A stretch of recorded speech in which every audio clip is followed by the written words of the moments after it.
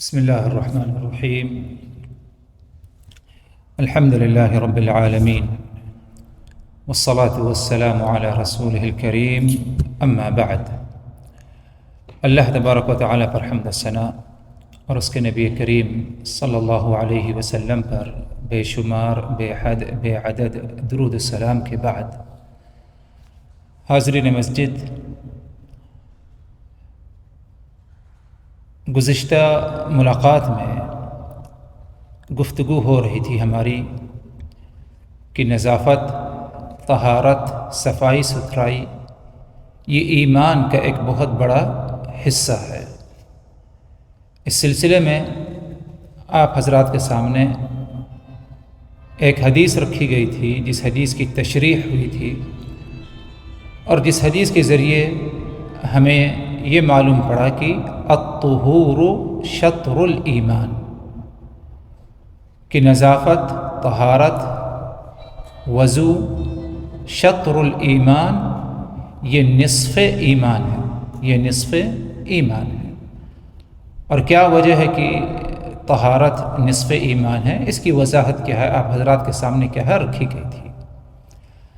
آگے بڑھتے ہیں ایک دوسری حدیث جو اس سلسلے میں آپ حضرات کے سامنے رکھنی ہے، جس حدیث میں آپ صلی اللہ علیہ وسلم نے ذاتی نظافت، صفائی ستھرائی، انسان اپنے بدن کو صاف ستھرا رکھے، اس سلسلے میں آپ صلی اللہ علیہ وسلم کا فرمان ہے۔ یہ حدیث صحیحین کی ہے، صحیح بخاری مسلم کی۔ حدیث کے راوی حضرت عبداللہ ابن عمر رضی اللہ عنہما ہے۔ فرماتے ہیں ان النبی صلی اللہ علیہ وسلم قال خمس من الفطرہ الختان والاستحداد ونتف الإبط وتقلیم الأظافر وقص الشارب۔ فرمایا ابن عمر رضی اللہ عنہما نے کہ نبی پاک صلی اللہ علیہ وسلم نے فرمایا خمس من الفطرہ، 5 چیزیں، 5 معاملات، 5 کام ایسے ہیں جو کہ فطرت میں سے ہیں۔ یہ 5 کام فطرت میں سے ہیں۔ فطرت سے مراد ادھر جو تمام انبیاء کرام کا طریقہ رہا، سنت رہی، یہ چیز، یہ 5 امور یہ فطرت میں تھے۔ خمس من الفطرہ، 5 امور، 5 کام فطرت میں سے ہے۔ فطرت کے 2 معنی ادھر اہل علم نے بیان کیا۔ ایک معنی یہ بیان کیا کہ انسان کو اللہ تبارک و تعالی نے جس مزاج پر پیدا کیا کہ وہ صفائی ستھرائی کو پسند کرتا ہے، نجاست غلاظت کو ناپسند کرتا ہے، یہ انسان کا مزاج ہے۔ اسی فطرت، اسی مزاج پر اللہ تبارک و تعالی نے انسان کو پیدا فرمایا۔ اسی طرح جب آپ نے فرمایا کہ خمس من الفطرہ، کہ 5 امور، 5 کام فطرت میں سے ہیں، یعنی ان 5 چیزوں کو لے کر کے انسان اس دنیا میں پیدا ہوتا ہے، اس کے مزاج میں، اس کے ذہن میں یہ مزاج رہتا ہے کہ ان 5 کاموں کا کیا ہے وہ اہتمام کرے۔ فطری طور پر اللہ نے اس کے اندر کیا ہے یہ چیزیں رکھ دی ہیں۔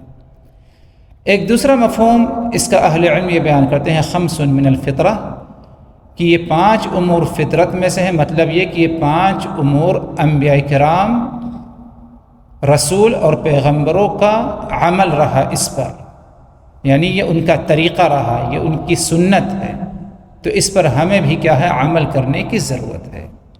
یہ 5 امور کیا ہیں؟ آپ صلی اللہ علیہ وسلم نے فرمایا نمبر 1 الختان، نمبر 2 والاستحداد، نمبر 3 ونتف الإبط، نمبر 4 وتقلیم الأظافر، نمبر 5 اور آخر ہے وقص الشارب۔ یہ 5 امور فطرت میں سے ہیں۔ لیکن کیا اس کا مطلب یہ ہے کہ صرف اور صرف یہی 5 فطرت میں سے ہیں؟ یہ مطلب نہیں۔ مطلب یہ کہ فطرت کے جو امور ہیں، انبیاء کرام کی جو سنت رہی، طریقہ رہا، صفائی ستھرائی کے معاملے میں جن کاموں کو اہمیت دیا کرتے تھے، ان میں سے یہ 5 امور ہیں، کیونکہ انشاءاللہ جیسے کہ ایک دو مجلس بعد ہماری جب گفتگو ہوگی ایک دوسری روایت آئے گی جس میں آپ صلی اللہ علیہ وسلم نے فطرت کے 10 کاموں کو کیا ہے شمار کیا، یعنی مزید اور 5 کا ذکر ادھر ہے، مزید اور 5 کا ذکر دوسری روایت میں، لیکن وہ کسی اور موقع پر ایک دو مجلس بعد جو ہے اس حدیث پر جو ہے گفتگو ہوگی۔ تو آج جو ہمارے سامنے حدیث ہے اس میں آپ صلی اللہ علیہ وسلم نے 5 امور ایسے جو کہ فطرت میں سے ہیں اس کا ذکر فرمایا۔ پہلا معاملہ، پہلا عمل فطرت میں سے کیا ہے؟ آپ نے فرمایا الختان۔ الختان سے مراد ختنہ کرنا۔ ختنہ کا حکم کیا ہے؟ ختنے کا حکم اگر دیکھا جائے تو راجح قول کے مطابق ختنہ بالغ شخص کے لیے واجب ہے اور لازمی ہے۔ بالغ مرد کے لیے بلوغت سے پہلے اس کا کیا ہے ختنہ ہو جانا چاہیے، اور اگر نہیں کرواتا ختنہ اپنا تو ظاہر سے بات ہے کہ وہ انسان گنہگار ہے اور نبی کے طور طریقے پر منہج پر کیا ہے نہیں ہے۔ اور اس کی دلیل کیا ہے کہ یہ ختان یا ختنے کا جو معاملہ ہے یہ فطرت میں سے ہے، انبیاء کرام کی سنت رہی۔ صحیح روایت میں ہے آپ صلی اللہ علیہ وسلم نے فرمایا، جیسے کہ بخاری مسلم کی روایت ہے کہ ابراہیم علیہ السلام کو اللہ تبارک و تعالی نے ختان کا حکم دیا، اور ان کی عمر 80 سال کی تھی۔ ان کی عمر 80 سال 80 برس کی تھی۔ اس سے پہلے ابراہیم علیہ السلام کا ختان نہیں ہوا کیونکہ اللہ تبارک و تعالیٰ کا حکم نہیں تھا، لیکن جیسے ہی اللہ تبارک و تعالیٰ کا حکم ہوا کہ اے ابراہیم تمہارا ختنہ ہو جانا چاہیے، تو ابراہیم علیہ السلام نے اپنے ہی ہاتھوں سے، جیسے کہ اسی روایت میں ہے، بخاری مسلم کی روایت ہے کہ انہوں نے اپنے ہی ہاتھوں سے کیا ہے فوری طور پر اللہ کے حکم پر کیا ہے عمل کیا، اور ختان جیسی سنت پر کیا ہے انہوں نے کیا ہے عمل کیا۔ تو یہ انبیاء کرام کی سنت اور طور طریقہ رہا۔ اس کا نظافت سے کیا تعلق؟ کیونکہ ہماری گفتگو کیا ہے، موضوع کیا ہے، یہ سلسلے وار مجالس جو ہماری رہے گی انشاءاللہ، صفائی ستھرائی، نظافت، طہارت، یہ نصف ایمان ہے، ایمان کا ایک حصہ ہے۔ ختان کا نظافت سے کیا تعلق؟ ظاہر سے بات ہے کہ اگر ایک مرد کا ختان نہ ہوا ہو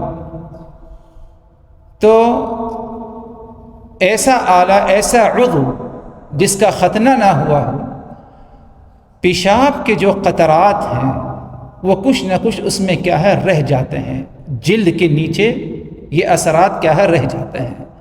تو گویا کہ پیشاب اگر اس پر رہ جائے تو صفائی ستھرائی مکمل اس کے اندر نظافت طہارت کیا ہے نہیں پائی جائے گی۔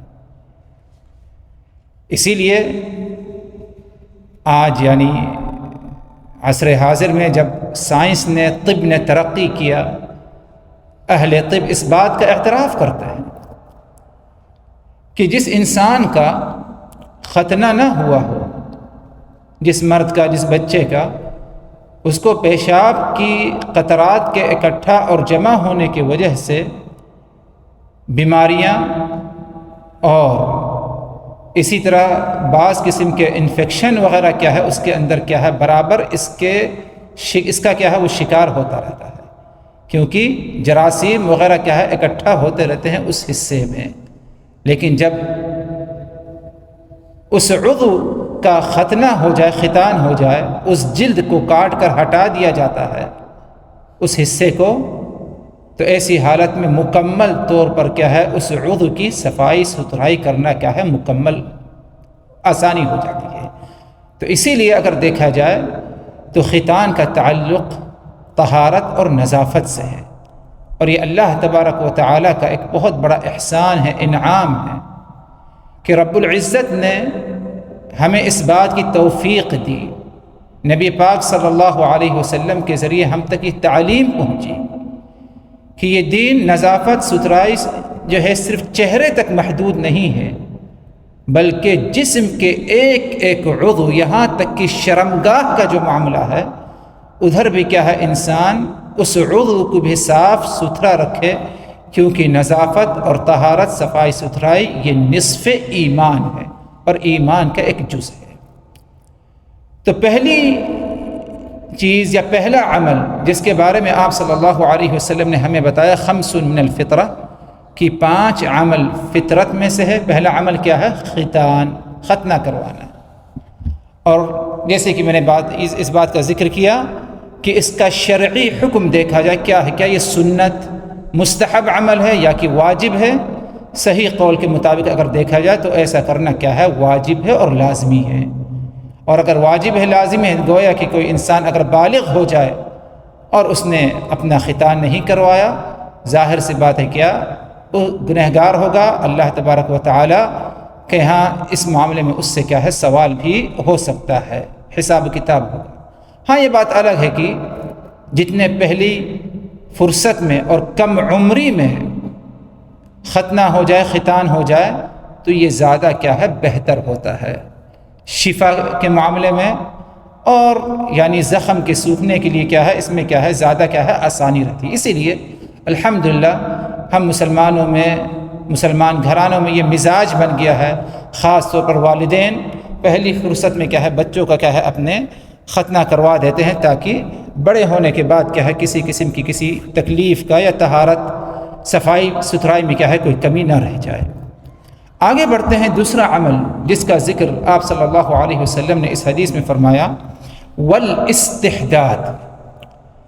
الاستحداد سے مراد ادھر ناف کے بالوں کو کاٹنا، آگے کی شرمگاہ کے ارد گرد جو بال آتے ہیں جو کہ بلوغت کے علامت میں سے ایک اہم علامت ہے، ان بالوں کو مڑوانا، کاٹ دینا۔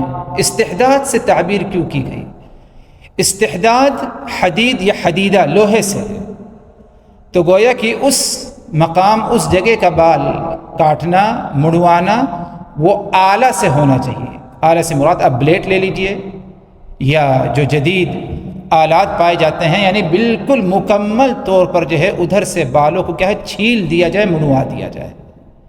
ہاں اگر کوئی کینچی وغیرہ سے کرتا ہے تو یہ نہیں کہتے کہ طہارت نہیں بلکہ صفائی ستھرائی ہو جائے گی، لیکن بہتر کیا ہے استحداد ہو۔ استحداد کسی آلہ اور کسی مشین کے ذریعے اس جگہ کی کیا ہے بال کی کیا ہے صفائی ہو جائے، اور یہ بھی کیا ہے خصال فطرت میں سے ہے، جیسے کہ رسول اللہ صلی اللہ علیہ وسلم نے اس حدیث میں کیا ہے ذکر کیا ہے۔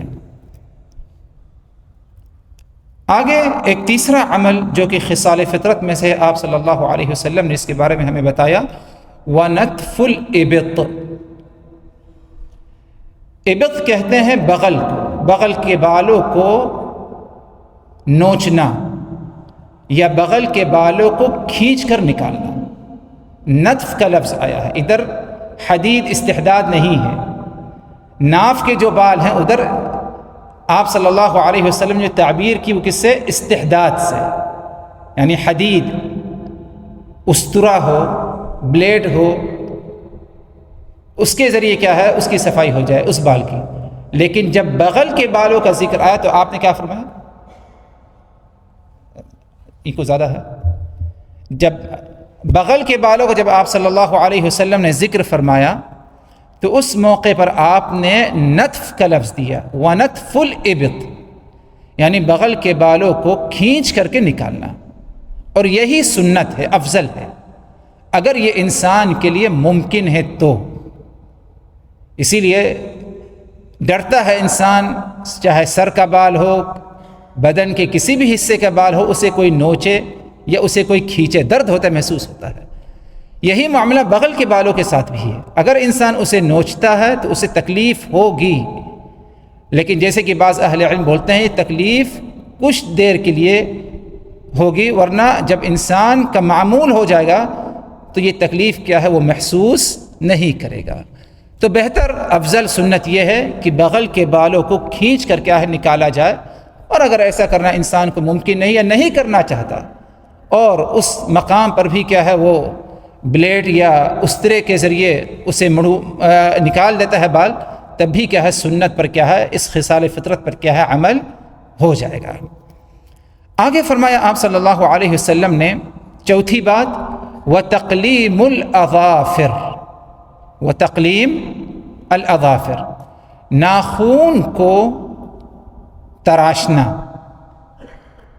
ناخون کو نوچنا یا ناخون کو کاٹ کر نکال دینا، پھینک دینا، اس کا حکم نہیں دیا، بلکہ حکم دیا تقلیم، تراشنے کا، یعنی کنارے کنارے جو ناخون بڑھ جاتے ہیں انہیں کیا ہے اس حصے کو، ناخون کو کیا ہے کاٹ کر پھینک دینا، نکال دینا۔ اب ظاہر سے بات ہے کہ اگر ناخون نہ نکالے انسان، نہ کاٹے، نہ تراشے اسے، اس کے نیچے کیا ہے گندگی، غلاظتیں، میل کچیل کیا ہے اکٹھا ہوتی ہے، اور اسی ہاتھ سے انسان کھاتا پیتا بھی ہے، کچھ نہیں تو کم از کم انسان دوسروں سے مصافحہ تو کرتا ہے۔ اب کیسے ممکن ہے کہ ہر دفعہ وہ ہر دن ناخون کے نیچے صفائی کرے؟ ممکن نہیں ہے، اور ناخون بڑا ہو جانا یہ فطرت کے خلاف ہے۔ اگر انسان اس کا اہتمام کرے، جیسے کہ آج کے زمانے میں بعض افراد اس کا خاص اہتمام کرتے ہیں، اپنے ہاتھوں کے ناخونوں کو بڑھانا، چاہے مرد ہو یا بالخصوص عورتوں میں یہ ماحول مزاج بعض عورتوں میں پایا جاتا ہے، یا کچھ نہیں کم از کم 5 انگلیوں میں سے کسی ایک انگلی کا ناخون بڑھا دیا جاتا ہے، اور اگر پوچھا جائے کوئی معقول سبب وجہ بتاتا نہیں، کیونکہ ہے ہی نہیں کوئی معقول سبب۔ تو اسی لیے اگر دیکھا جائے تو جتنی انگلیاں ہیں ہاتھوں میں، اسی طرح دونوں پاؤں میں، دونوں ہاتھ دونوں پاؤں میں جتنی انگلیاں ہیں، تمام انگلیوں کے ناخونوں کو کیا ہے تراشنا چاہیے۔ اور اگر انسان نہیں تراشتا، ظاہر سے بات ہے اس کے نیچے غلاظت، نجاست، میل کچیل کیا ہے اکٹھا ہوتی ہے، اور ظاہر سے بات ہے انسان کی جو شکل ہوگی اس کے ہاتھوں کی کوئی انسانی مزاج کا نہیں ہوگا، بلکہ یہ تو جو ہے درندے جو جانور ہوتے ہیں ان کے ناخن کیا ہے بڑے بڑے کیا ہے پائے جاتے ہیں۔ ادھر اس بات کی وضاحت کر دی جائے، جب تقلیم الاظافر کی بات آئے کہ ناخون تراشنا، 2 باتیں بتانے کا مقصد ہے۔ 2 ہاتھ ہیں اور 2 پاؤں ہیں، قدم ہیں، اور اللہ تبارک و تعالی نے دونوں ہاتھوں میں انگلیاں رکھی ہیں، اسی دونوں قدموں میں بھی کیا ہے انگلیاں ہیں۔ ہاتھ میں 5، ایک ہاتھ میں، دوسرے ہاتھ میں 5، اسی طرح ایک پاؤں میں 5، دوسرے پاؤں میں کیا ہے 5، تو مجموعی طور پر کتنے ہوں گے 20 انگلیاں ہو گئی۔ اب جب ناخون کاٹے تو کہاں سے ابتدا کرے؟ ناخون کاٹے یعنی اس پر بھی غور کرنے کی ضرورت ہے، کیونکہ عمل ہے ناخون تراشنا، لیکن اللہ کے رسول صلی اللہ علیہ وسلم کا طریقہ کیا رہا اس میں؟ آپ صلی اللہ علیہ وسلم نے نماز کا حکم دیا، لیکن نماز کا طریقہ بھی آپ نے بتایا۔ جب اسی طریقے سے نماز پڑھیں گے تبھی نبی کی سنت پر اور نماز کی ادائیگی ہوگی۔ ناخون تراشنے کا جو معاملہ ہے، بہتر افضل سنت یہ ہے کہ پہلے ہم اپنے دائیں ہاتھ کے، رائٹ جو ہاتھ ہے اس کے ناخون کو کاٹنا کیا ہے شروع کریں۔ جب اس سے فارغ ہو جائیں اس کے بعد کیا ہے ہم اپنے الٹے ہاتھ کو یا بائیں ہاتھ کا جو ہے ناخون کاٹیں۔ کیوں؟ کیونکہ آپ صلی اللہ علیہ وسلم کا معمول رہا کہ آپ صلی اللہ علیہ وسلم تیامن کہتے ہیں کہ دائیں جانب سے شروع کرنا، آپ صلی اللہ علیہ وسلم اسے پسند کیا کرتے تھے۔ فی تنعلہ، جب جوتا پہنتے تب بھی یہی ہوتا، آپ جب لباس پہنتے تب بھی دائیں ہاتھ کو پہلے ڈالتے، یہاں تک کہ راوی فرماتے ہیں وفی شأنہ کلہ، آپ کا تمام معاملہ جو ہوتا اس میں آپ صلی اللہ علیہ وسلم دائیں جانب سے اس معاملے کو کیا ہے شروع کیا کرتے تھے۔ تو اس حدیث کو مد نظر رکھتے ہوئے یہ بات کہی جا سکتی ہے کہ جب ناخون تراشا جائے تو اس موقع پر بہتر یہ ہے کہ ہم اپنے دائیں ہاتھ کا پہلا ناخون تراشیں، اس کے بعد کیا ہے اپنے بائیں ہاتھ کے، اس کے بعد جب فارغ ہو جائے تو اپنے دائیں قدم، اس کے بعد بائیں قدم کا کیا ہے ناخون کاٹا جائے۔ ادھر ایک دوسرا مسئلہ، کس انگلی سے شروع کرے، کس انگلی سے ناخون تراشنا شروع کرے؟ اس سلسلے میں اگر دیکھا جائے تو آپ صلی اللہ علیہ وسلم سے کوئی حدیث ثابت نہیں ہے، چاہے سب سے چھوٹی انگلی سے شروع کر لے، اپنے انگوٹھے سے شروع کر لے، یہ جس میں آپ کے لیے کیا ہے آسانی ہو، کیونکہ اس سلسلے میں کوئی صحیح حدیث آپ صلی اللہ علیہ وسلم سے مروی اور ثابت نہیں ہے۔ بعض لوگوں نے مزاج بنایا کہ چھوٹی انگلی سے شروع کیا جائے، بعض لوگوں نے مزاج بنایا کہ انگوٹھے سے شروع کیا جائے۔ اگر آسانی کے لیے ہے تو ٹھیک ہے، لیکن اگر کوئی سنت سمجھ کے کرتا ہے تو یہ بات معلوم ہونی چاہیے کہ آپ صلی اللہ علیہ وسلم سے اس سلسلے میں کوئی سنت ثابت نہیں ہے۔ کتنے عمل ہو گئے؟ 4 عمل ہو گئے۔ 5واں عمل آپ صلی اللہ علیہ وسلم فرمایا وقص الشارب، مونچھ کاٹنا۔ قص کا لفظ آیا، یعنی آپ صلی اللہ علیہ وسلم کے الفاظوں پر بھی غور کرنے کی ضرورت ہے۔ جیسے کہ ادھر استحداد کا لفظ ہے حدید، یعنی استرے کا استعمال کرو ناف کے بالوں کو نکالنے کے لیے، اور جب بغل کے بالوں کا معاملہ آیا اس پر آپ صلی اللہ علیہ وسلم نے کیا فرمایا؟ نتف فرمایا، اسے نوچا جائے، کھینچا جائے۔ اور ادھر جب مونچھ کا معاملہ آیا تو آپ صلی اللہ علیہ وسلم فرمایا قص، اسے کیا ہے؟ کاٹا جائے۔ اور مونچھ کے جس حصے کو کاٹنا لازمی ہے وہ اوپر والا ہونٹ، اوپر کا جو ہونٹ ہے اس کے کنارے جو بال ہونٹ پر آنے لگے اتنے حصے کو کیا ہے؟ کاٹ دیا جائے۔ مزید اگر اس کے اوپر کے بالوں کو کاٹتا ہے تو اس میں کوئی مذائقہ، کوئی حرج نہیں ہے، لیکن لفظ کیا ہے؟ قص۔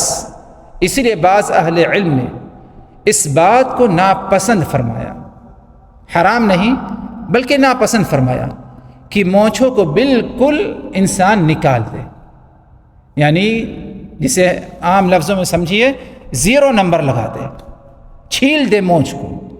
حرام نہیں لیکن اسے ناپسند فرمائے۔ کیوں؟ کیونکہ آپ صلی اللہ علیہ وسلم نے منڈوانے کا حکم نہیں دیا، بلکہ آپ نے کیا حکم دیا؟ وقص الشارب، قص کا لفظ دیا کہ اسے کیا ہے؟ کاٹ دیا جائے۔ ہاں اگر کوئی کر لیتا ہے تو گناہ کا ارتکاب نہیں بلکہ ایک خلاف سنت عمل جو ہے کہا جا سکتا ہے، جیسے کہ بعض اہل علم کا کہنا ہے، اور بعض علماء نے اس میں کیا ہے کافی شدت بھی اپنائی ہے، خاص طور پر مذہب مالک میں، یا بالخصوص امام مالک رحمہ اللہ سے بھی جو ہے کچھ ایسی روایات منقول ہیں کہ کافی شدت بھی کیا ہے انہوں نے کیا ہے اس معاملے میں کیا ہے اختیار کی۔ لیکن توسط کی راہ اگر اختیار کی جائے تو بہتر یہ ہے کہ بالکل نہ مڑوائے، ہاں بالکل چھوٹا چھوٹا بال ہو جائے کوئی حرج نہیں، لیکن اسے کہتے ہیں 0 نمبر لگا دینا یا بالکل چھیل دینا مونچھ کو، یہ مناسب نہیں ہوگا، کیونکہ آپ صلی اللہ علیہ وسلم نے قص کا لفظ دیا، یعنی مونچھوں کو ہلکا کرو اور اسے کاٹ ڈالو۔ تو یہ 5 امور ہیں۔ پہلا معاملہ کیا تھا؟ پہلا عمل ختان، دوسرا عمل ہے نتف الابط، تیسرا عمل ہے تقلیم العظافر، اور چوتھا عمل ہے تقلیم العظافر، 5واں اور آخری عمل ہے کیا؟ قص الشارب۔ تو گویا کہ پہلا عمل ہوا استحداد سے مراد کہ ختان، پہلا عمل ختان سے مراد ختنہ ہے۔ دوسرا عمل ہے استحداد سے مراد ناف کے بالوں کو، یعنی آگے کی جو شرمگاہ ہے چاہے مرد ہو یا عورت ہو ادھر کے بالوں کو کیا ہے بالکل منڈوا دیا جائے۔ تیسرا عمل ہے نتف الابط، بغل کے بالوں کو نوچا جائے، اگر کوئی نوچ نہیں سکتا یا نہیں چاہتا اسے مڑوانا چاہتا ہے تو کوئی حرج نہیں۔ چوتھا عمل ہے تقلیم الاظافر، اپنے ناخونوں کو تراشنا۔ 5واں اور آخری عمل ہے آپ صلی اللہ علیہ وسلم فرمایا وقص الشارب، اپنی مونچھوں کو کاٹنا، یعنی اسے کیا ہے چھوٹی کرانا۔ یہ 5 اعمال ایسے ہیں جس کے بارے میں آپ نے کیا فرمایا؟ 5 من الفطرہ، یہ فطرت کے اعمال ہیں، فطری امور ہیں، یعنی انسان کے مزاج فطرت میں ہیں، اور اسی طرح انبیاء کرام کی سنت اور طور طریقہ کیا ہے یہی پایا گیا۔ اور ظاہر سی بات ہے کہ اگر ہم اس پر غور کریں ان اعمالوں پر، اگر کوئی انسان اس کا اہتمام نہیں کرتا تو یقیناً اس جس عضو میں اس نے صفائی ستھرائی کا اہتمام نہیں کیا، ناخن نہیں تراشا مثلاً، بغل کے بالوں کو نہیں کاٹا، ناف کے بالوں کو نہیں کاٹا مثلاً، ختان کا اہتمام نہیں ہوا، یقیناً کیا ہے ان مقامات پر غلاظتیں، گندگی، میل کچیل اکٹھا ہوتے ہیں، اور انسان سے کیا ہے یعنی مہک، بدبو وغیرہ کیا ہے پائی جاتی ہے۔ یقیناً کیا ہے یہ دین اسلام نے ہمیں کیا ہے بہترین تعلیمات سے ہمیں کیا ہے نوازا ہے، جس میں سے صفائی ستھرائی کا بھی کیا ہے اہتمام کرنا ہے۔ تو یہ شخصی نظافت کہ انسان اپنے بدن کی اور بدن کے ایک ایک عضو کی کیا ہے صفائی ستھرائی کا کیا ہے اہتمام کریں۔ ایک آخری بات اس نقطے پر بتا دی جائے، اس کے بعد ہم آگے بڑھتے ہیں اگلی حدیث کی طرف۔ کیا اس کا کوئی متعین وقت ہے کہ ہاں اتنے وقت میں ہمیں ناخن کاٹ لینا چاہیے، مونچھ بنوا لینی چاہیے، اسی طرح بغل کے بال ہیں، ناف کے بال ہیں؟ اس سلسلے میں اگر دیکھا جائے، ایک روایت آپ صلی اللہ علیہ وسلم سے مروی ہے، جیسے کہ صحیح مسلم کی یہ روایت ہے۔ حدیث کے راوی خادم رسول صلی اللہ علیہ وسلم انس ابن مالک رضی اللہ عنہ ہیں۔ فرماتے ہیں کہ آپ صلی اللہ علیہ وسلم نے مونچھ کاٹنے میں، ناخن تراشنے میں، بغل کے بالوں کو لے کر اور ناف کے بالوں کو لے کر آپ صلی اللہ علیہ وسلم نے ایک میعاد، ایک وقت مقرر کر دیا کہ 40 دن سے زیادہ کیا ہے اس میں تاخیر نہ ہو۔ مطلب یہ کہ اگر کوئی چھوڑ دیا، تاخیر ہو گئی تو کوئی حرج نہیں، لیکن 40 دن سے زیادہ کیا ہے نہیں ہونا چاہیے۔ اگر 40 دن سے زیادہ ہو گیا، کیا اس کی نماز قبول ہے کہ نہیں قبول ہے؟ اس کی نماز قبول ہے۔ لوگوں کے ذہن میں یہ پایا جائے کہ نماز نہیں ہوتی، ایسا معاملہ نہیں، نماز ہو جائے گی، لیکن اس کا ایسا کرنا، اتنی لمبی مدت تک ترک کر دینا، ان چیزوں کو کاٹنے کا اہتمام نہیں کرنا، صفائی ستھرائی کا اہتمام نہیں کرنا، ظاہر سے بات ہے یہ خلاف سنت عمل ہوگا، بلکہ 40 دن سے پہلے انسان کو کیا ہے صفائی ستھرائی کا اہتمام کرنا چاہیے۔ اس لیے بعض اہل علم کا کہنا یہ ہے کہ انسان اپنا مزاج بنا لے کہ ہفتے میں ایک دن متعین کر لے، مقرر کر لے، چاہے جمعہ ہو یا کوئی اور دن ہو، کیونکہ جمعے کے دن کوئی خاص سنت فضیلت نہیں ہے۔ یعنی کوئی یہ سوچے کہ جمعے کے دن یعنی مونچھ بنانا، ناخن تراشنا، بغل کے بال، ناف کے بالوں کو کاٹنا، جمعے کے دن اس کا اہتمام کرنا یہ کوئی سنت عمل ہے، اس طرح معاملہ نہیں ہے۔ ہاں اس زمرے میں آ سکتا ہے کہ آپ صلی اللہ علیہ وسلم نے جمعے کے دن صفائی ستھرائی کا حکم دیا، غسل کا حکم دیا، عمدہ اچھے کپڑوں کا حکم دیا، تو اس زمرے میں ہم کہہ سکتے ہیں کہ ان باتوں کو سامنے رکھتے ہوئے زیب و زینت کا اہتمام کرتا ہے جمعے کے دن، اس زمرے میں ہم اس بات کو رکھ سکتے ہیں کہ ہاں یہ بھی صفائی ستھرائی کا ایک حصہ ہے اور اس کا بھی اہتمام کر لیا جائے۔ لیکن کیا کوئی خاص حدیث اس سلسلے میں، یا کیا آپ صلی اللہ علیہ وسلم کا ایسا عمل ہے کہ آپ جمعہ اس کا اہتمام کیا کرتے تھے؟ تو اس سلسلے میں کوئی روایت، کوئی صحیح حدیث کیا ہے نہیں ملتی۔ ہاں بعض اسلاف سے، بعض صحابہ کرام سے یہ عمل ملتا ہے کہ انہوں نے اپنا مزاج بنا لیا تھا کہ ہر جمعے والے دن ان اعمالوں کا کیا ہے اہتمام کیا کرتے تھے۔ تو بہتر یہ ہے کہ انسان ایک وقت متعین کر لے، ہر 10 دن میں ایک مرتبہ یا ہر ہفتہ کوئی ایک دن متعین کر لے، تاکہ اس سے تاخیر نہ ہو، ورنہ اگر 40 دن ہو جائے اور اہتمام نہ کرے، ظاہر سی بات ہے یہ خلاف سنت عمل ہوگا۔ اللہ تبارک و تعالی ہم سبوں کو ان فطری اعمالوں پر عمل کرنے کی کیا ہے توفیق دے۔ آگے بڑھتے ہیں۔ ایک تیسری حدیث اس سلسلے میں ہے وضو کا اہتمام کرنا۔ کس سلسلے میں؟ صفائی ستھرائی کے سلسلے میں وضو کا اہتمام کرنا۔ وضو کسے کہتے ہیں؟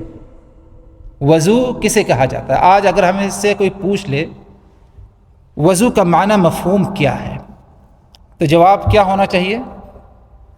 کوئی بتا سکتا ہے؟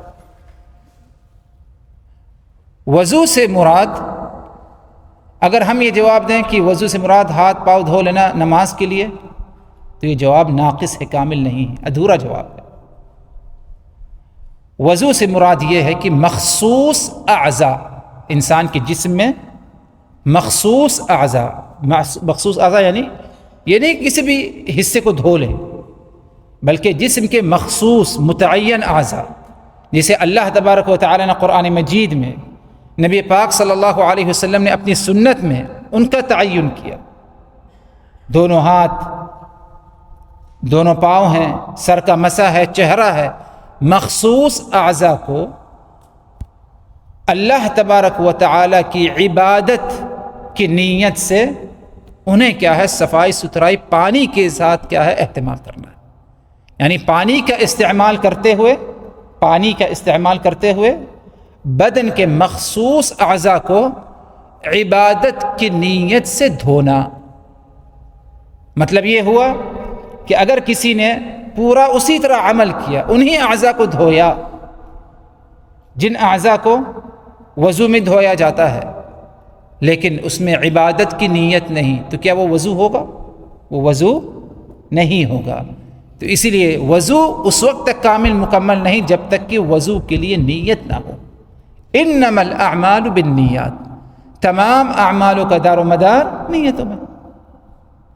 بس اوقات انسان نیند کی اتنی گہرائیوں میں ہوتا ہے کہ اٹھانے سے اٹھ جاتا ہے نماز کے، چاہے فجر کی نماز ہو کوئی اور نماز ہو، لیکن اسے برابر ہوش نہیں. وہ گیا وضو کیا، وضو کر کے شاید نماز بھی پڑھ لیتا ہے، اور بعد میں جب وہ نماز سے فارغ ہوتے ہی بستر پر جاتا ہے، گرتا سو جاتا ہے. جب برابر نیند مکمل ہو کر کے بیدار ہوتا ہے، اسے یاد نہیں کہ میں نے وضو کیا، اسے یاد نہیں مجھے نماز ہوتا ہے. ایسے خاص طور بچوں کے ساتھ ہو جاتا ہے، یعنی کہ بالکل نوعمر بچے، جوان بچے، ان کے ساتھ ہو جاتا ہے جن پر گہری نیند کیا ہے غالب رہتی ہے. تو کیا ان کا وضو ہو جائے گا؟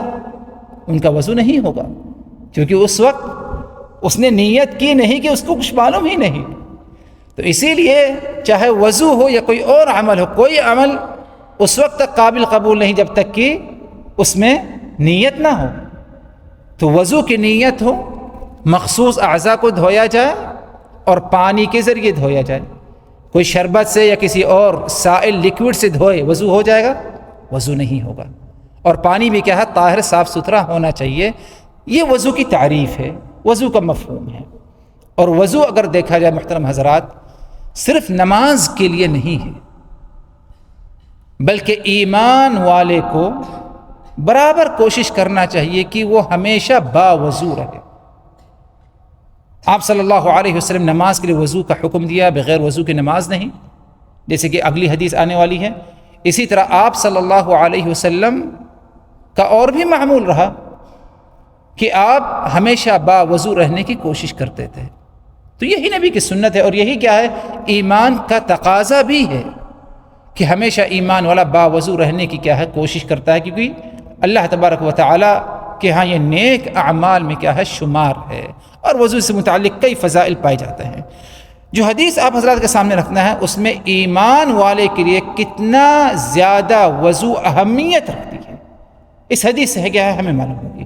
یہ حدیث سنن ابن ماجہ کی ہے، اور اہل علم کی ایک جماعت جن میں سے شیخ البانی رحمہ اللہ اور دیگر علماء ہیں، انہوں نے اس حدیث کو کیا ہے صحیح درجہ صحیح دیا ہے. حدیث کے راوی حضرت ثوبان رضی اللہ عنہ فرماتے ہیں کہ رسول اللہ صلی اللہ علیہ وسلم نے فرمایا، استقیموا ولن تحصوا واعلموا ان خیر اعمالکم الصلاة ولا يحافظ على الوضوء الا مؤمن. کئی باتوں کا حکم ہے اس میں، 4 باتیں. پہلی بات آپ صلی اللہ علیہ وسلم نے حکم دیا، استقیموا ولن تحصوا. تمہارے اندر استقیمو آئے گا، استقیمو استقامت سے، اور استقامت سے مراد ادھر کیا ہے کہ دین پر، دینی اسلام پر، دینی تعلیمات پر تم قائم رہو، ڈٹے رہو، نماز کے پابند رہو، وضو کے پابند رہو، قرآن کی تلاوت کے پابند، اللہ کی اطاعت فرمانبرداری کی پابندی مکمل طور پر. استقیموا، ثابت قدم رہو. تمہارا قدم کیا ہے؟ اس دین سے، اللہ کی اطاعت سے ہلے نہ، بلکہ اس پر تم ثابت قدم مضبوطی کے ساتھ رہو. اور یہ ایک ایسا عمل ہے کہ جس کا حکم اللہ تبارک و تعالی نے قرآن مجید میں ہمیں حکم دیا، فاستقم کما امرت. تمہیں جس طرح حکم دیا گیا استقامت کا، اسی طرح کیا ہے تم استقامت پر ہو، تمہارے اندر ثبات قدمی کیا ہے پائی جائے.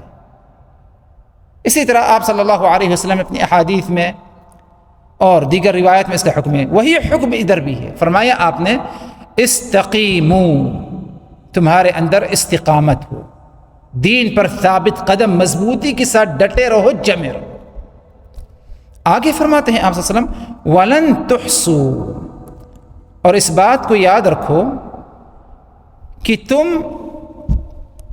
لن تحصوا یعنی مکمل طور پر اس دین پر قائم نہیں رہ سکتے.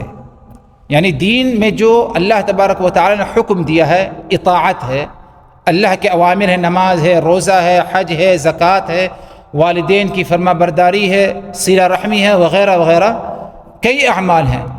تم ان اعمالوں کو شمار نہیں کر سکتے، اور تم ان اعمالوں پر اپنی قوت، اپنی طاقت سے تم قائم نہیں رہ سکتے جب تک کہ اللہ تبارک و تعالی کی طرف سے توفیق نہ ملے.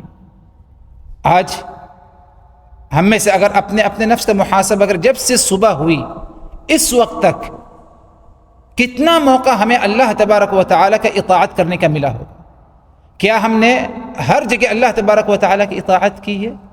ہو سکتا ہے بہت سارے معاملات کو ہم نے اہمیت نہیں دی. کیوں؟ کیونکہ ہمیں توفیق نہیں ملی. تو اسی لیے بہت سارے اعمال گزر جاتے ہیں اور ہمارے ذہن میں بھی نہیں آتا کہ یہ عمل کرنے میں اللہ تبارک و تعالی کی طرف سے کیا ہے؟ اجر و ثواب ہے.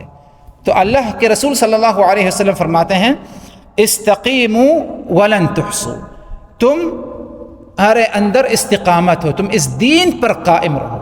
ولن تحصوا یاد رکھو، لیکن تم شمار نہیں کر سکتے تمام اعمالوں کو، تم اس پر قائم نہیں رہ سکتے اپنی کوشش، اپنی جد و جہد سے، بلکہ اس کے لیے اللہ تبارک و تعالی سے کیا ہے؟ توفیق طلب کرنا ہوگا. آگے فرمایا آپ صلی اللہ علیہ وسلم نے دوسری بات، پہلا حکم کیا تھا؟ استقامت. دوسری بات کیا ہے؟ فرمایا آپ صلی اللہ علیہ وسلم نے وَاعْلَمُوا أَنَّ خَيْرَ أَعْمَالِكُمْ الصَّلَاةُ، تمہیں یہ معلوم رہے، وَاعْلَمُوا تمہیں علم ہو، أَنَّ خَيْرَ أَعْمَالِكُمْ الصَّلَاةُ کہ تمہارے اعمالوں میں سب سے اہم عمل، سب سے زیادہ خیر اور فضیلت والا عمل صلاح یعنی نماز ہے. اللہ تبارک و تعالیٰ کی اطاعت بہت سارے اعمالوں کے ذریعے کی جاتی ہے. سچ بولنا یہ بھی اللہ کی اطاعت، اس پر اجر و ثواب ہے. صدقہ کرنا، مسجد میں آنا، خشوع خضوع کے ساتھ بیٹھنا، قرآن کی تلاوت کرنا، یہ بھی اللہ تبارک و تعالیٰ کی بہت ساری اطاعت ہے، اعمال ہیں، اعمال صالحہ. تمام اعمال صالحہ میں سب سے زیادہ خیر اور فضیلت والا، جس عمل میں سب سے زیادہ اجر و ثواب ہے، وہ کیا ہے؟ الصلاۃ. چاہے 5 وقتہ نماز ہو یا نفل نمازیں ہوں، یہ سب سے زیادہ خیر فضیلت والی نماز. کیوں خیر فضیلت والا عمل؟ کیوں؟ اس کی کیا وجہ ہو سکتی ہے؟ کیونکہ نماز کے اندر اگر دیکھا جائے، جب انسان نماز اگر اسی طرح پڑھے جس طرح نماز پڑھنے کا ہمیں حکم دیا گیا، تو اس نماز میں صرف وہ رکوع سجدہ نہیں بلکہ اعمال صالحہ کا مجموعہ اس کے اندر کیا ہے؟ بڑی تعداد کیا ہے؟ پائی جاتی ہے. اللہ کے لیے عاجزی، انکساری، جھکاؤ، تذلل وہ نماز میں پایا جاتا ہے. اللہ تبارک و تعالی کی طرف انسان اپنے آپ کو متوجہ کرے، فارغ ہو کر کے دنیا کو چھوڑ دے، صرف نماز میں اس کا ذہن رہے. یہ کسی اور عبادت میں نہیں ہے، نہ روزہ میں ہے، نہ زکوٰۃ میں ہے، نہ کسی اور عبادت میں ہے. اسی طرح قرآن مجید کی تلاوت کرنا یہ ایک افضل عمل ہے. نماز کے اندر قرآن مجید کی تلاوت کی جاتی ہے. اللہ تبارک و تعالی کا ذکر کرنا یہ بھی ایک بڑا نیک عمل ہے. یہ بھی اگر دیکھا جائے نماز کے اندر کیا ہے؟ پایا جائے. تسبیحات ہیں، تحلیلات ہیں، تکبیرات ہیں، یہ بھی نماز کے اندر کیا ہے؟ پایا جاتا ہے. اسی لیے آپ صلی اللہ علیہ وسلم فرمایا کہ وَاعْلَمُوا أَنَّ خَيْرَ أَعْمَالِكُمْ الصَّلَاةُ، یاد رکھو کہ تمہارے سب سے زیادہ خیر اور فضیلت والے عمل کون سے ہیں تمام اعمالوں میں؟ الصلاۃ، نماز ہے. اسی لیے نماز کی پابندی کرنا اور نماز کو قائم کرنا، ایک تو ہوتا ہے نماز پڑھنا اور دوسرا ہوتا ہے نماز قائم کرنا. دونوں میں فرق ہے. نماز تو کوئی بھی پڑھ لیتا ہے، لیکن نماز کو قائم کرنا یہ ہر ایک کو نصیب نہیں ہوتا. نماز کو قائم کرنا، نماز کو اسی طرح پڑھی جائے، نماز کے ساتھ اسی طرح پیش آیا جائے جس طرح نماز کے ساتھ پیش آنے کا ہمیں حکم دیا گیا ہے. اول وقت ادا کریں، کوئی بھی نماز ہو، ظہر، عصر، مغرب، عشاء، فجر، اول وقت نماز کو ادا کیا جائے. جماعت کے ساتھ ادا کیا جائے، خشوع خضوع کے ساتھ نماز ادا کیا جائے، اس میں جلدی تیز رفتاری کے ساتھ نماز نہ ادا کرے، یہ ہے نماز کو قائم کرنا۔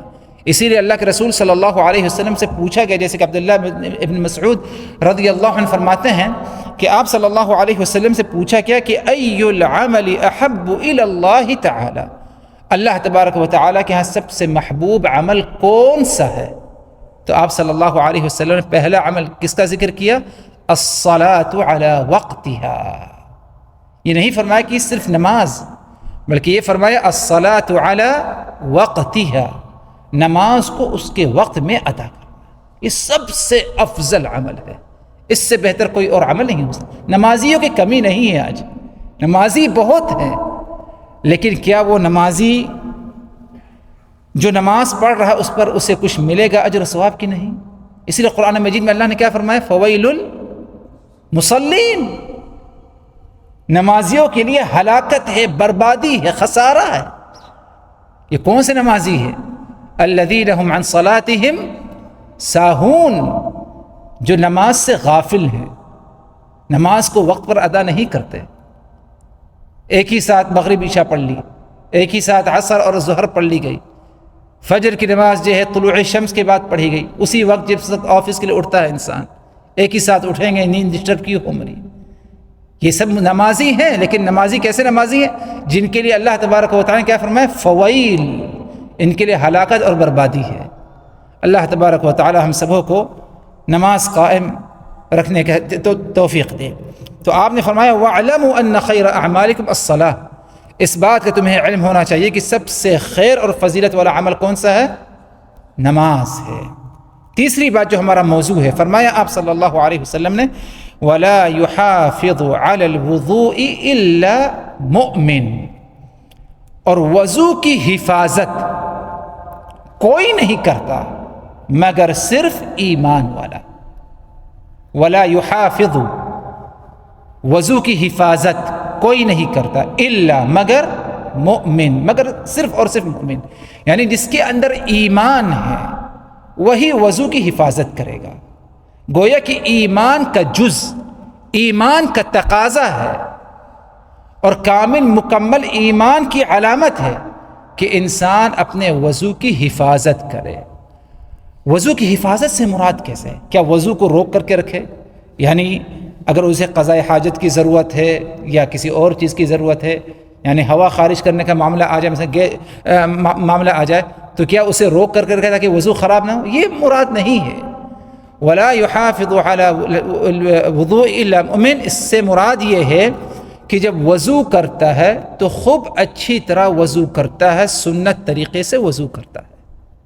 وضو کرنے والے بہت ہیں، لیکن دیکھا جاتا ہے نماز میں کہ یہ حصہ ان کا دھلا پانی نہیں پہنچا ہے اس حصے پر، یا جو ہے پاؤں میں بعض حصوں میں جو ہے پانی نہیں پہنچتا، اور وضو خانہ میں کبھی اگر ہو جائے، مساجد میں جو وضو خانے بنے ہیں، ادھر اگر کبھی وضو کرنا پڑ جائے تو مختلف مناظر ہمیں نظر آتے ہیں، مختلف لوگ وضو کرتے ہیں، بعض بہت تیز رفتار سے، 1 منٹ بھی شاید نہیں لگتا کہ وضو سے فارغ، لیکن جو پانی بہایا وہ بے حساب پانی بہایا اس نے، لیکن کیا اس کا وضو مکمل ہوا؟ وہ تو اسی وقت دیکھا جا سکتا ہے، عموماً کیا نہیں ہو پاتا۔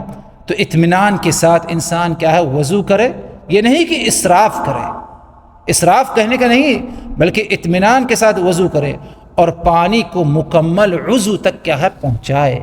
ایک دفعہ ڈالے، ہو سکتا ہے خشکی رہ گئی ہو بدن پر، دوبارہ ڈالے، تیسری مرتبہ ڈالے، یقیناً کیا ہے وہ جو ہے خشکی جو بدن کے کسی حصے میں ہے وہ لازمی کیا ہے دور ہوگی، اور پانی کیا ہے اس عضو پر کیا ہے مکمل کیا ہے پایا جائے گا۔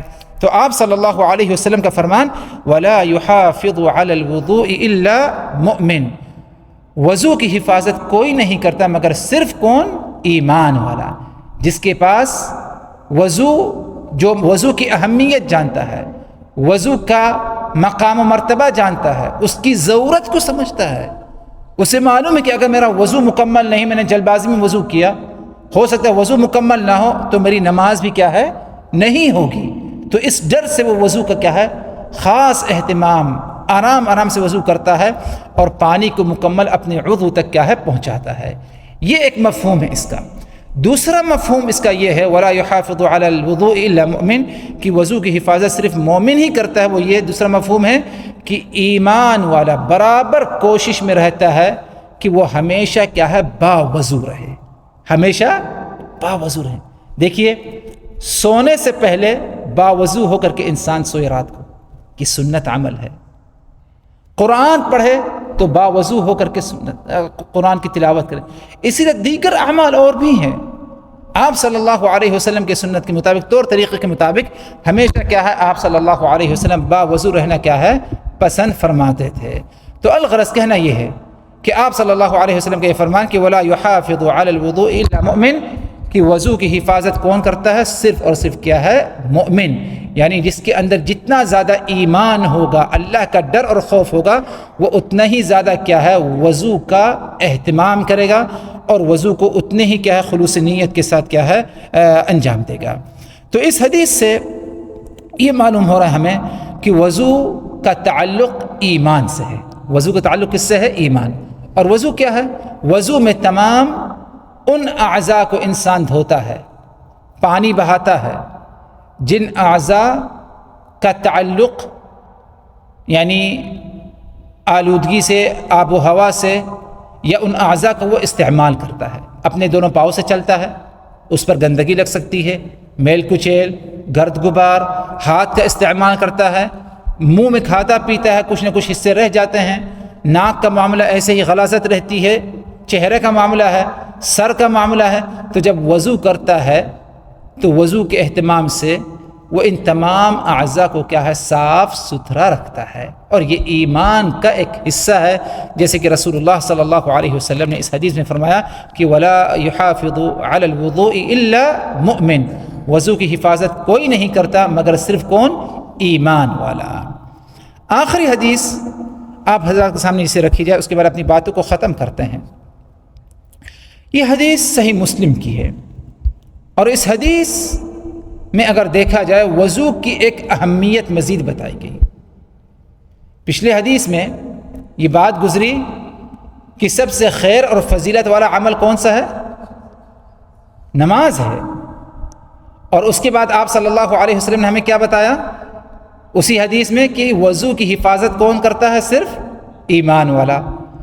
اب اگلی جو حدیث ہے اس میں ہمیں یہ بتایا گیا کہ وضو کے بغیر سب سے خیر فضیلت والا عمل قبول ہی نہیں ہے، اور وہ نماز۔ نماز کیا بغیر وضو کے قبول ہے؟ نہیں ہے۔ تو ادھر غور کریے کہ سب سے خیر اور فضیلت والا جو عمل اللہ تبارک و تعالیٰ کے ہاں نماز، اس خیر اور فضیلت والے عمل کو اگر دیکھا جائے تو بغیر وضو کے اللہ تبارک و تعالیٰ قبول نہیں کرتا۔ گویا کہ اس مفہوم کو اس طرح سمجھیے کہ جب اللہ کی طرف انسان آئے، متوجہ ہو، اپنے آپ کو فارغ کرے، نماز ادا کرے، تو صاف ستھرا ہو کر کے اللہ کے سامنے کیا ہے، حاضر ہو۔ یہ صفائی ستھرائی کا مقام و مرتبہ ہے۔ حالانکہ دیگر عبادات میں وضو شاید شرط نہیں ہے، بہت ساری عبادات میں، جیسے روزہ ہے مثلا، کوئی بغیر وضو کے اگر سحری کر لے، اس کا وہ روزہ ہوگا کہ نہیں ہوگا؟ اگر اسے جنابت لاحق ہے، ہم بستری یا احتلام کا معاملہ پیش آ گیا اور سحری اس نے کھا لی، کیا اس کا روزہ ہو جائے گا کہ نہیں ہو جائے گا؟ اس کا روزہ ہو جائے گا، لیکن پھر بھی بہتر ہے کہ وضو کر، لیکن روزہ ہو جائے گا۔ کہنا ادھر یہ کہ نماز ایک ایسی اہم عبادت جو اللہ کے یہاں سب سے زیادہ خیر فضیلت والی عمل ہے، اس عمل کو اللہ تبارک و تعالیٰ بغیر وضو کے کیا ہے، قبول نہیں فرماتا۔ حدیث صحیح مسلم کی، حدیث کے راوی عبداللہ ابن عمر رضی اللہ عنہما فرماتے ہیں سمعت رسول اللہ صلی اللہ علیہ وسلم یقول لا تقبل صلاة بغیر الطہور ولا صدقة من غلول۔ دو باتیں ہیں اس حدیث میں۔ پہلی بات فرمایا آپ صلی اللہ علیہ وسلم نے لا تقبل صلاة بغیر طہور، اللہ تبارک و تعالیٰ اس نماز کو قبول نہیں کرتا جو بغیر طہور کے ہو، یعنی بغیر وضو کے ہو۔ اللہ تبارک و تعالیٰ ایسی نماز کو قبول نہیں کرتا۔ ہاں یہ ظاہر سی بات ہے کہ اگر کوئی وضو نہیں کر سکتا، پانی نہیں ہے، ڈھونڈا تلاشا، یا پانی کے استعمال کرنا شاید وہ بیمار ہو سکتا ہے، تو ایسی حالت میں کیا کرے گا؟ تیمم کرے گا. تو تیمم اگر ایسی مجبوری حالت میں کرتا ہے تو اس کا وضو، اس کی نماز کیا ہے؟ ہو جائے گی. بعض حالات میں انسان تیمم بھی نہیں کر سکتا، شاید مٹی کا استعمال کرنا یا تیمم کرنا میسر نہیں، اس کے دونوں ہاتھ پاؤں باندھ دیے گئے ہوں، دشمن نے باندھ دیے مثلا، کیا کرے؟ یا کہیں ایسی جگہ رکھ دیا کہ جہاں پر وہ اپنے ہاتھ کو ہلا نہیں سکتا، تو بغیر تیمم کے بھی کیا ہے وہ وضو، بغیر تیمم بغیر وضو کی کیا ہے وہ نماز پڑھ سکتا ہے. لا یکلف اللہ نفسا الا وسعها. اللہ تبارک و تعالی کسی انسان کو اس کی طاقت سے زیادہ مکلف نہیں کرتا. اللہ نے حکم دیا وضو کرو، نہیں کر سکتے وضو، تیمم کرو، تیمم میں نہیں کر سکتے، ایسی مجبوری پیش آگے تیمم میں نہیں کر سکتے، تو جس حالت میں اسی حالت میں نماز پڑھو، لیکن نماز کو تاخیر نہ کرو. یعنی نماز، ان الصلاۃ کانت علی المؤمنین کتابا موقوتا، نماز جو مومنوں پر، ایمان والوں پر فرض ہے، اللہ تبارک و تعالی نے ہر نماز کا وقت متعین کر دیا ہے. آج فلائٹوں پر دیکھیے کتنے لوگ سفر کرتے ہیں، ان میں سے بہت سارے لوگ ایسے ہوں گے، الحمدللہ امید ہے کہ جو عام حالات میں جو سفر نہیں کرے وہ نمازی ہوں گے، لیکن فلائٹ میں نماز کا اہتمام نہیں کر پاتے کیونکہ وضو نہیں. الحمدللہ ہر فلائٹ میں کیا ہے وضو کرنے کا امکان ہے، یا بلکہ باوضو ہو کر کے آپ فلائٹ پر کیا ہے سوار ہو، لیکن جب وقت ہو نماز کا، اگرچہ آپ فلائٹ میں ہو، اگرچہ آپ ٹرافک میں کہیں پھنسے ہو، خیر ڈرائیونگ نہ کرتے ہو لیکن گاڑی روکنا ممکن نہیں، تو جس حالت میں آپ اسی حالت میں کیا ہے نماز پڑھیے، لیکن نماز کو وقت میں پڑھیے، وقت سے زیادہ تاخیر رکھیے. تو کہنا ادھر یہ تھا کہ آپ صلی اللہ علیہ وسلم فرمائے کہ لا تقبل صلاۃ بغیر طہور، کہ کوئی نماز اللہ تبارک و تعالیٰ کے ہاں قبول نہیں بغیر وضو کے. آگے فرمایا آپ صلی اللہ علیہ وسلم نے ولا صدقۃ من غلول، اور کوئی صدقہ اللہ تبارک و تعالیٰ کے ہاں صدقہ قبول شمار نہیں اگر وہ مال، جس مال کو لے کے صدقہ کیا وہ حرام کا ہو، ناجائز ہو. حرام سے مراد ہو سکتا ہے چوری کر کے حاصل کیا ہو، دھوکہ فریب دے کر کے حاصل کیا ہو، سود کا معاملہ ہو، کوئی بھی معاملہ ہو. تو اللہ تبارک و تعالیٰ ایسے مال سے جو صدقہ کیا جاتا ہے، مسجد بنوا دے، کسی غریب مسکین کو دے دے، افطار کرا دے، کہیں پر بھی صدقہ کر دے، اللہ تبارک و تعالیٰ اس کے صدقے کو قبول نہیں کرتا. کیوں قبول نہیں کرتا؟ کیونکہ ان اللہ طیب لا يقبل الا طیبا، کیونکہ اللہ تبارک و تعالیٰ طیب ہے، پاکیزہ ذات ہے، اور اللہ تبارک و تعالیٰ قبول نہیں کرتا مگر صرف پاکیزہ چیز، پاکیزہ معاملات کو. تو جب تک کہ حلال روزی روٹی، حلال کمائی سے انسان صدقہ نہ کرے، اس کا صدقہ کیا ہے قبول نہیں ہوگا. تو اس میں دو باتوں کی تعلیم اس حدیث میں، پہلی بات تھی کہ بغیر وضو کے نماز قبول نہیں، دوسری بات کیا ہے ولا صدقۃ من غلول، کہ بغیر حلال کمائی کے، یعنی اگر حرام کمائی ہے تو وہ صدقہ کیا ہے اللہ تبارک و تعالیٰ کے ہے اجر و ثواب کا مستحق کیا ہے نہیں بنے گا. کہنا یہ تھا اس حدیث کے ذریعے وہ یہ جو حدیث کا پہلا جز، پہلا حصہ ہے لا تقبل صلاۃ بغیر طہور، کہ بغیر وضو کے اللہ تبارک و تعالی نماز قبول نہیں کرتا. اسی لیے وضو کا اہتمام کیا جائے. اور کیسے اہتمام کیا جائے؟ جیسے کہ اللہ کے رسول نے فرمایا کہ ولا يحافظ على الوضوء الا مؤمن، کہ وضو کی حفاظت صرف اور صرف کون ہے؟ ایمان والا، جس کے اندر ایمان کی جتنی زیادہ حرارت ہوگی، ایمان جتنا مضبوط ہوگا، اتنے ہی اچھے طریقے سے کیا ہے وہ وضو کا اہتمام کرے گا. کیونکہ اسے معلوم ہے، کیونکہ وضو کے بعد جو ایک اہم عمل، سب سے خیر فضیلت والا عمل انجام دینا ہے، اور وہ نماز وہ اس وقت تک قبول نہیں جب تک کہ صحیح طریقے سے، مکمل طریقے سے کیا ہے وضو نہ ہو. آپ حضرات کو معلوم ہے کہ صرف ایک درہم کے برابر، یعنی چھوٹی سی جگہ پر پانی نہیں پہنچا ایک شخص سے، آپ صلی اللہ علیہ وسلم نے اسے لوٹا دیا اور اسے کہ دوبارہ وضو کرنے کا حکم دیا، دوبارہ نماز جو ہے ادا کرنے کا حکم دیا. کیونکہ تھوڑا سا بھی حصہ انسان عمدن قصدن چھوڑ دے، نہ پہنچے ادھر پانی، یا جلد بازی میں، ظاہر سی بات ہے اس کی نماز کیا ہے قبول نہیں ہوگی. تو یہ چند باتیں تھیں جس کا تعلق طہارت صفائی ستھرائی سے پہلی بات تھی کہ 5 امور جو کہ فطرت میں سے ہیں ان کا ذکر ہوا، اور اسی طرح اس کے بعد جو دوسری بات تھی ہماری وہ یہ کہ وضو کی حفاظت کرنا جو کہ نظافت صفائی ستھرائی کا ایک جز ہے، یہ ایمان کے تقاضوں میں سے ایک اہم تقاضا ہے، ایمان کا جز ہے۔ اور تیسری بات یہ تھی کہ بغیر وضو کے اللہ تبارک و تعالی نماز قبول نہیں کرتا۔ انشاءاللہ اگلی ملاقات میں ہماری جس موضوع پر گفتگو ہوگی وہ غسل سے متعلق ہوگی، واجب غسل جو جنابت سے اور حیض و نفاس سے جو غسل ہوتا ہے اس کا کیا طریقہ ہے اور اس کی کیا ضرورت ہے، انشاءاللہ اس پر ہماری گفتگو ہوگی۔ رب العزت سے دعا کہ الہ العالمین ہم نے جو کچھ کہا سنا ان باتوں کو اچھی طرح سمجھنے کی، یاد رکھنے کی، عمل کرنے کی، دوسروں تک پہنچانے کی توفیق دے، اور ہمیں صفائی ستھرائی طہارت کی پابندی کرنے کی کیا ہے توفیق دے۔ وآخر دعوانا ان الحمد للہ رب العالمین۔